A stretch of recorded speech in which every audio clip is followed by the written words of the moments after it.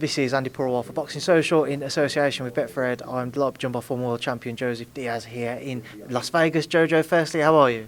Feeling good, man. Feeling blessed. It's fight week, a couple more days to fight night.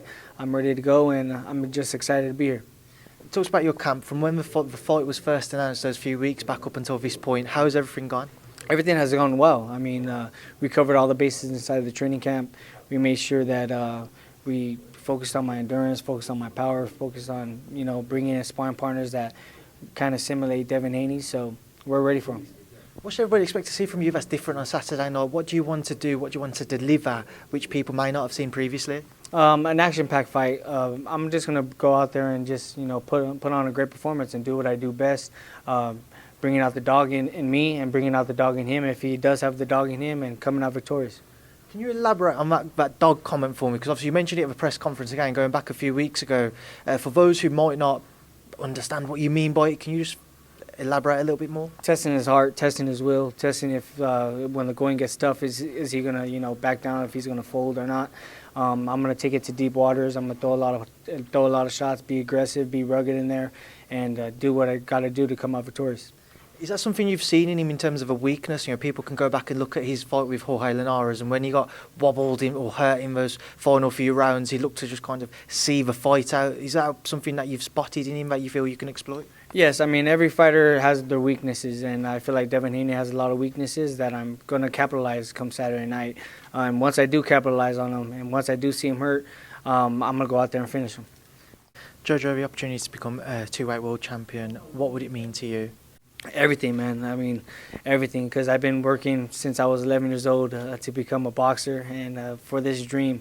So for me to be accomplishing all these dreams, it's just God-given, and I thank God for giving me all these blessings, because without Him, none of this would be possible. And I'm just going to keep on working hard and just keep on, progressing and keep on doing what I got to do to just continue on my legacy. JoJo, when you look at your career so far, where does Devin rank in terms of the difficulty of opponents? He's difficult because he's a defensive fighter, but I don't think he's my toughest opponent. I think I fought several tough opponents already that are elite fighters. So Devin's just another fighter that I'm going to be facing. How important is it for yourself that come Saturday night you impose your style on the fight, you make it the fight that you want it to be, as opposed to Devin trying to employ his own tactics? It just all depends on who demands it first, who's going to dictate the action first, and I'm going to be the one that's going to be dictating that action. I'm going to be the one that's calling the shots inside that ring.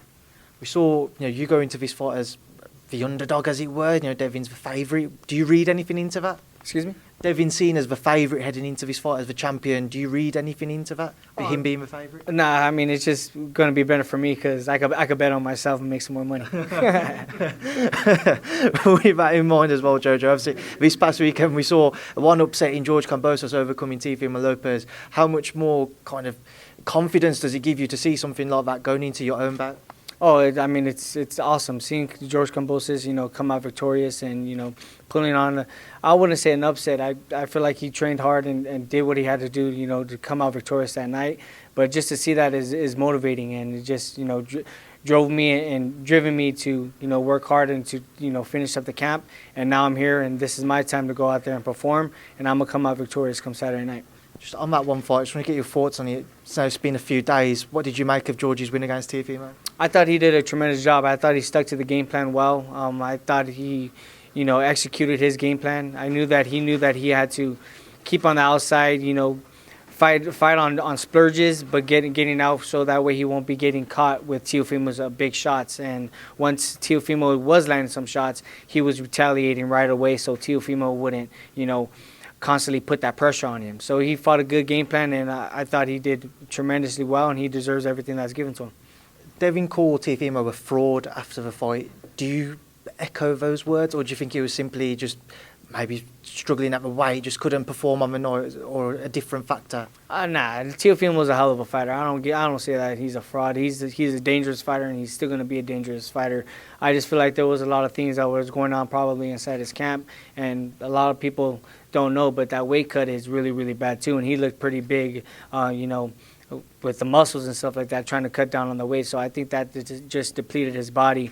So I just think that he just has to go back to the basics, go back and see what he did wrong inside the camp, and just go from there and improve. And I don't think this is it for Teofimo Lopez. I think he's going to move up in weight and, conquer that division. I mean, after this fight that was talked to, George mentioned Devin's name, but if you're successful, is George Kambosos the name at the top of your list, then? Oh, without a doubt. Yeah, without a doubt, I want to, be a unified champion. That's, everybody's dream to have all those belts. So after I bust Devin Haney's ass, I'm going after George Kambosos. If not George Kambosos, I want the next toughest fighter, and that's Gervonta. Right, JoJo, just before I let you go, I want a final message from yourself to Devin Haney ahead of Saturday night. What would you like to say to him? I'll see you inside the ring, man. It's just going to be me and you. Let's get it.